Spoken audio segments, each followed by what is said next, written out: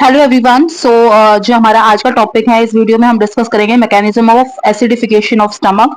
हमारे स्टमक के अंदर जो एसिडिफिकेशन होता है या एसिडिक नेचर जो देखने को मिलता है, जिसमें हमारा आप सभी जानते हैं HCl हमें देखने को मिलता है, हाइड्रोक्लोरिक एसिड होता है, जिसकी वजह से जो स्टमक का नेचर होता है वो एसिडिक होता है नेचर में, ठीक है। और उसी वजह से जो है हमारा डाइजेशन भी प्रोसेस कंप्लीट हो पाता है, अच्छे से हो पाता है। तो यही बताया गया है। अगर आपको इस तरह का क्वेश्चन देखने को मिल जाए एग्जाम में, तो आप किस तरह से आंसर करेंगे, देख लेते हैं।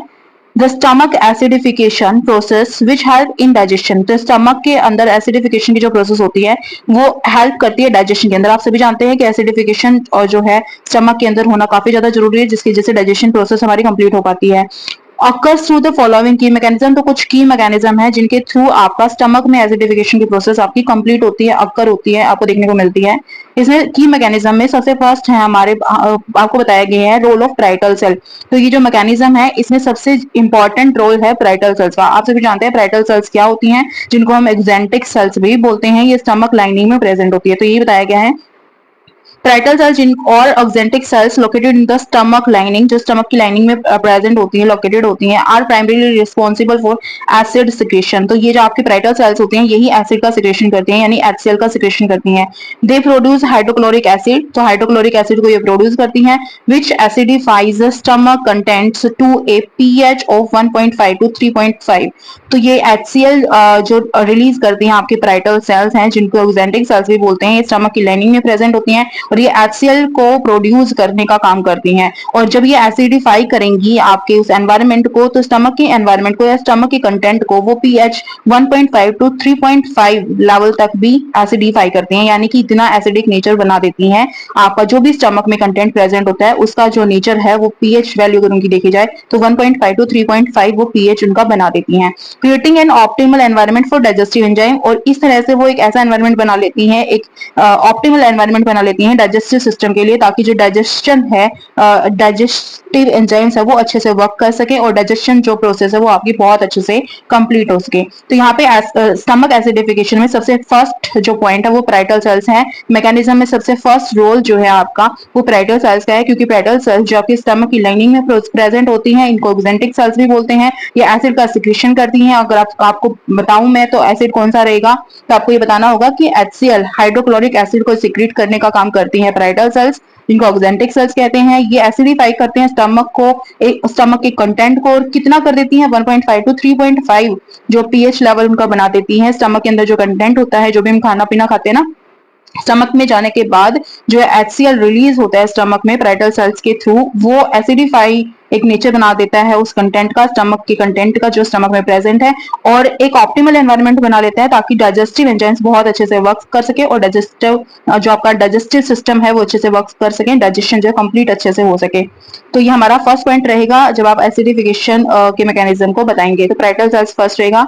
सेकंड बात करें तो यहाँ पे बताया गया प्रोटोन पंप एक्टिवेशन। तो प्रोटोन के जो पंप हैं, प्रोटोन पंप जो जिनमें H+ आयंस को ट्रांसपोर्ट कराया जाता है। तो आप देखते हैं प्रोटोन पंप एक्टिवेशन क्या है। स्टमक के अंदर प्रोटोन पंप एक्टिवेट कैसे होते हैं। The primary mechanism for acid secretion is the proton potassium pump, जिसको हम हाइड्रोजन पोटेशियम एटीपेज भी बोलते हैं, फाउंड इन पैराइटल सेल्स। तो पैराइटल सेल्स के अंदर प्रोटोन पंप एक्टिवेशन जो प्रोसेस होती है उसकी वजह से भी आपका एसिडिफिकेशन देखने को मिलता है स्टमक के अंदर, क्योंकि यहाँ पे प्रोटोन पोटेशियम जो पंप होता है, जिसको H+K+ एटीपेज या हाइड्रोजन पोटेशियम एटीपेज भी कहते हैं, ये पैराइटल सेल्स के अंदर आपको देखने को मिलता है ये पंप। अब ये पंप जो है वर्क कैसे करता है, तो this pump actively transport H+ ions, ये H+ आयंस को ट्रांसपोर्ट कराता है। आप सभी जानते हैं H+ आयंस यानी कि पोटेंशियल ऑफ हाइड्रोजन की वजह से ही तो हमारा pH लेवल चेंज होता है।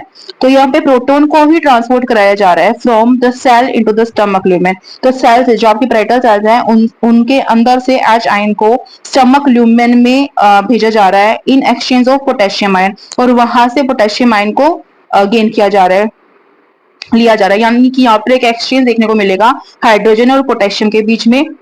जो सेल्स होंगी, जो पैराइटल सेल्स होंगी, वो H आयन को जो है एक्टिवली ट्रांसपोर्ट कर देंगी एक पंप के थ्रू, जिसका नाम है हाइड्रोजन पोटेशियम एटीपेज, या जिसको प्रोटोन पोटेशियम पंप भी कहते हैं। For each proton pumped into the stomach, तो जो भी आपका प्रोटोन स्टमक के अंदर जाएगा, पंप किया जाएगा, ए बाइकार्बोनेट आयन HCO नेगेटिव, जो बाइकार्बोनेट आयन का ये एग्जांपल, ये फॉर्मूला है। तो एक बाइकार्बोनेट आयन जो है रिलीज किया जाएगा इनटू द ब्लड स्ट्रीम।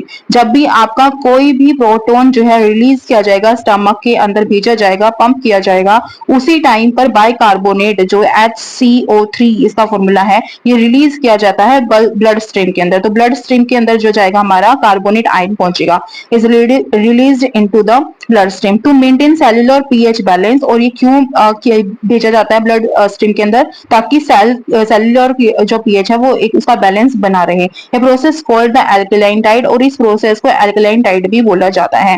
जब आपका कार्बोनेट आयन जो है निकलेगा, ये रिलीज कर दिया जाता है ब्लड स्ट्रीम में। कब किया जाएगा? जब आपका प्रोटोन पंप अच्छे से वर्क करेगा। और प्रोटोन जो है आपका जब भी पंप किया जाएगा स्टमक के अंदर, H+ आयन को जब भी स्टमक के एल्यूमिन में भेजा जाएगा, उस टाइम पर आपका कार्बोनेट आयन जो है आपको ब्लड स्ट्रीम में रिलीज कर दिया जाएगा। और उसी वजह से जो सेल का पीएच का बैलेंस है, सेल के अंदर जो पीएच का बैलेंस है उसको मेंटेन किया जाता है, बैलेंस किया जाता है। और इस प्रोसेस को नाम दिया गया है एल्कलाइन टाइड। तो काफी ज्यादा इंपॉर्टेंट प्रोसेस है एल्कलाइन टाइड। अगर आपसे पूछ लिया जाए 1 मार्क में, 2 मार्क में, तो आप बता सकते हैं ये प्रोटोन पंप एक्टिवेशन की वजह से होने वाली एक्टिविटी है, जिसमें आपका प्रोटोन पोटेशियम पंप जो है आपका पैरेटल सेल से H आयंस को जो है रिमूव करता है, ट्रांसपोर्ट कर देता है स्टमक ल्यूमेन में, और उसके साथ एक्सचेंज होता है पोटेशियम आयन जो कि सेल के अंदर मूव करेगा। जब भी कोई भी आपका जो है प्रोटोन पंप करता है, किसी भी H आयन को प्रोटोन जब पंप करेगा स्टमक ल्यूमेन में, उसी टाइम पर एक बाइकार्बोनेट आयन रिलीज किया जाएगा ब्लड स्ट्रीम के अंदर। और जब ये रिलीज किया जाएगा, उसी की वजह से सेल्यूलर पीएच का बैलेंस बनता है, और इसी प्रोसेस को एल्कलाइन टाइड कहा जाता है। आई होप कि आपको ये जो पॉइंट है या जो टॉपिक है ये आपको क्लियर हो गया होगा। प्रोटोन पंप एक्टिवेशन किस तरह से होता है, जब आपका मैकेनिज्म हम डिस्कस कर रहे हैं एसिडिफिकेशन ऑफ द स्टमक में। तो ये काफी इंपॉर्टेंट पॉइंट है।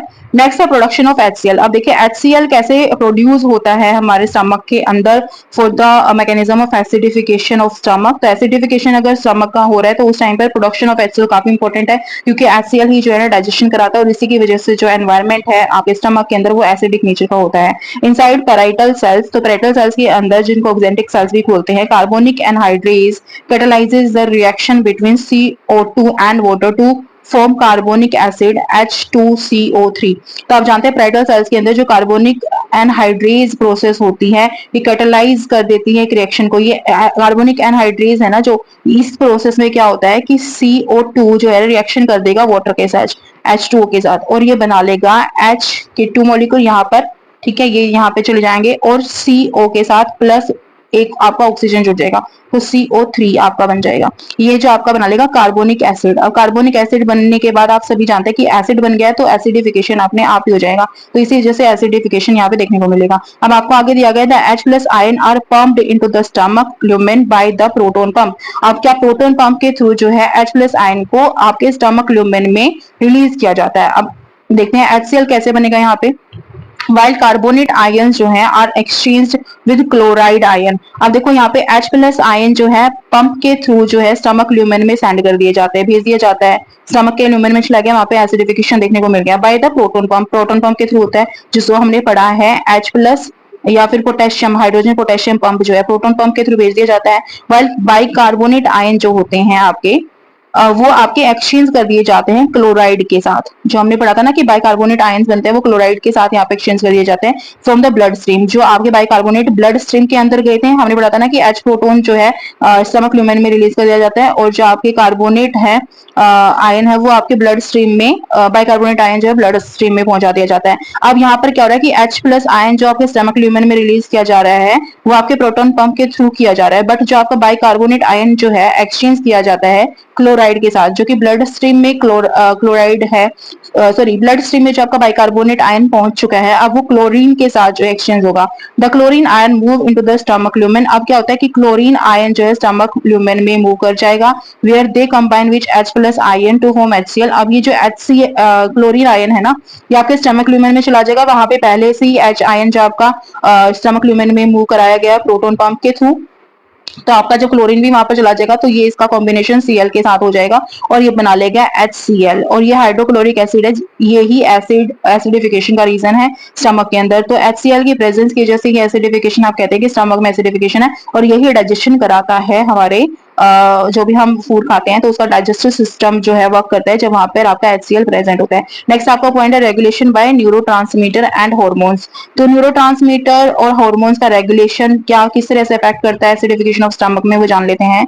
Acid production is tightly regulated by, जो एसिड का प्रोडक्शन जो है काफी अच्छे से रेगुलेट किया जाता है, tightly regulated by acetyl chlorine, gastrin and histamine. ठीक है, तो ये तीन है आपके यहाँ पे बता दिए गए हैं, इनके थ्रू आपका जो एसिडिफिकेशन है वो रेगुलेट किया जाता है। अब देखो एसिटाइल क्लोराइन का काम क्या है, from the vagus nerve during the cephalic phase of digestion.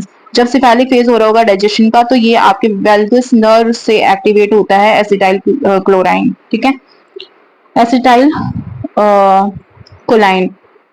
Next आपका इंपॉर्टेंट है ये गैस्ट्रिन। गैस्ट्रिन और हिस्टामिन को आप मत भूलिएगा, जो रेगुलेशन है न्यूरोट्रांसमीटर और हार्मोन्स की, वो इनके थ्रू जो है आपका एसिडिफिकेशन किस तरह से जो है मैनेज होता है, बैलेंस होता है, या मैकेनिज्म किस तरह से वर्क करता है। गैस्ट्रिन का इंपॉर्टेंट रोल है, हिस्टामिन का इंपॉर्टेंट रोल है। गैस्ट्रिन क्या है, एक हार्मोन है जो कि जी सेल से रिलीज किया जाता है इन रिस्पॉन्स टू फूड। तो जब फूड होता है उनके ऊपर रिस्पॉन्स करता है जी सेल से निकलने वाला एक हार्मोन है गैस्ट्रिन, जो कि फूड पर एक्ट करता है in the process of digestion. Next आपका histamine. Histamine from enterochromaffin like cells. तो एंटीरोक्रोमैफिन लाइक सेल्स से ये जो है रिलीज किया जाता है, binding to H2 receptors on the parietal cells. जो आपकी स्टमक की इनर लाइनिंग में जो आपकी पैरेटल सेल्स हैं, जो ऑक्जेंटिक सेल्स हैं, उनके H2 रिसेप्टर्स के साथ बाइंड करता है आपका हिस्टामाइन। ठीक है, तो ये याद रखिएगा, जो हिस्टामाइंस हैं वो आपके H2 रिसेप्टर्स के साथ अटैच करते हैं, बाइंड करते हैं पैरेटल सेल्स में। आपका गैस्ट्रिन जो एक हार्मोन है जो कि जी सेल से रिलीज होता है, और ये प्रोडक्शन रिस्पॉन्सिबल होता है फूड के डाइजेशन के लिए।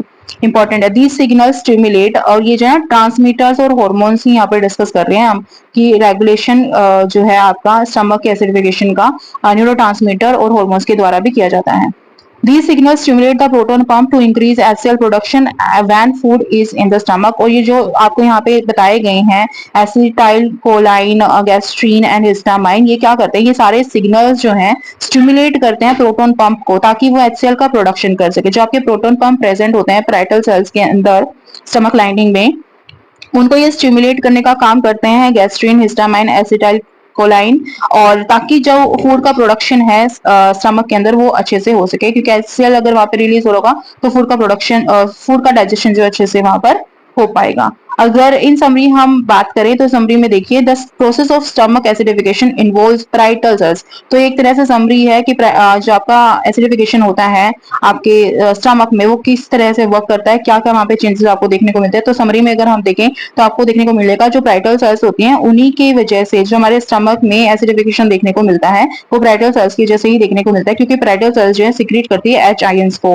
Via proton pump. तो पैरेटल सेल्स जो है H आयन को कैसे सिक्रीट करती है, प्रोटोन पंप्स के थ्रू सिक्रीट करती है। इंपॉर्टेंट है, combining with Cl ion, chlorine ion to form HCl। और जो प्रोटोन पंप के थ्रू जो H को ये सिक्रीट कर देती हैं आपके स्टमक ल्यूमेन में, ये फिर बाद में जाकर के कंबाइन कर जाता है क्लोरीन आयन के साथ। क्लोरीन आयन के साथ जब ये जो है कंबाइन करता है, क्योंकि क्लोराइन जो है बाइकार्बोनेट जब ब्लड स्ट्रीम से रिलीज हो रहा होता है, उस टाइम पे क्लोरीन जो है आपके जो है स्टमक ल्यूमेन में पहुंच जाता है। तो दोनों ही चीजें स्टमक ल्यूमेन में, क्लोरीन भी स्टमक ल्यूमेन में आ गया और हाइड्रोजन भी जो स्टमक ल्यूमेन में आ गया। अब स्टमक ल्यूमेन में क्लोरीन और हाइड्रोजन दोनों ही प्रेजेंट है, दोनों ही एक दूसरे के साथ कंबाइन करेंगे और क्या बना लेंगे, HCl बना लेंगे।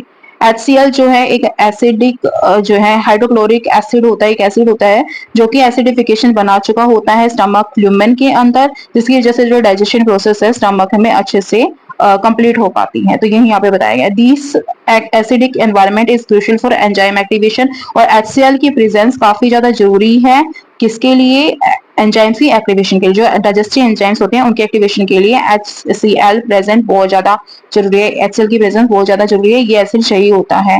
ठीक है, and the breakdown of food, और इसी वजह से जो आपके डाइजेस्टिव एंजाइम है वो वर्क कर पाते हैं और फूड को जो है ब्रेक डाउन कर पाते हैं। And it is tightly regulated by neural and hormonal signals. जो आपके न्यूरल और हार्मोनल सिग्नल्स अभी हमने डिस्कस किए हैं, गैस्ट्रिन एंड हिस्टामाइन, और इसके अलावा हमने पढ़ा था एसिटाइल कोलाइन। तो ये भी काफी ज्यादा इंपॉर्टेंट होते हैं इनके रेगुलेशन के लिए। आई होप कि आपको ये जो टॉपिक है वो अच्छे से क्लियर हो गया होगा। अगर नहीं हुआ तो इस वीडियो को एक बार और देख लीजिएगा, आपको सारे पॉइंट बहुत अच्छे से क्लियर हो जाएंगे। और इस वीडियो को इतना ही रखते हैं, मिलते हैं जल्दी एक नए टॉपिक के साथ। और ये मैं बता दूं आपको, ये टॉपिक जो है एग्जाम पॉइंट ऑफ व्यू से बहुत ज्यादा इंपॉर्टेंट है, तो इसको बिल्कुल मत छोड़िएगा, इसको बहुत अच्छे से प्रिपेयर कर लीजिएगा। Thank you so much friends for watching this video, and जल्दी मिलते हैं एक नई वीडियो के साथ। Please don't forget to subscribe my channel please, ठीक है? So take care. Bye bye.